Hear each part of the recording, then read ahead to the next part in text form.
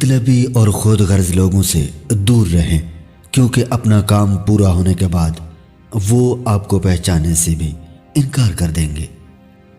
اپنے سے زیادہ حیثیت کے لوگوں سے دوستی کرنے کی کوشش بعض اوقات نقصان کا باعث بنتی ہے۔ اللہ تعالیٰ نے دنیا میں کوئی چیز بلا وجہ پیدا نہیں کی، ہر چیز کا کوئی نہ کوئی مقصد ضرور ہے۔ کسی کی بری نیت اور برے ارادوں کا اندازہ اس کی بات چیت سے ظاہر ہوتا ہے۔ زندگی میں جیت سے پہلے جیت کی خوشی نہ مناؤ، کیونکہ آپ ہار بھی سکتے ہیں۔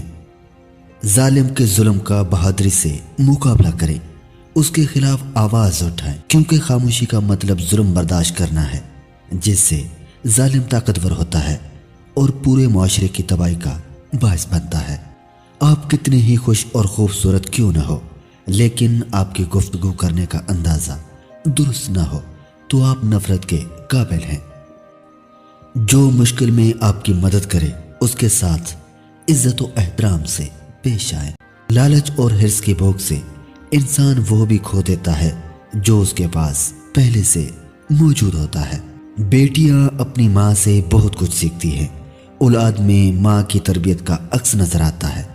بچوں کی پہلی درسگاہ ان کا اپنا گھر ہوتا ہے۔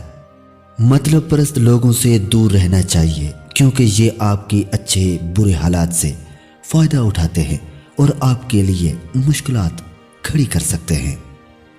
دوسروں سے مدد مانگنے سے آپ کی ضرورت تو پوری ہو جاتی ہے، لیکن عزت ختم ہو جاتی ہے۔ دشمن ہر جگہ موجود ہوتے ہیں، اس لیے سوچ سمجھ کر قدم اٹھائیں۔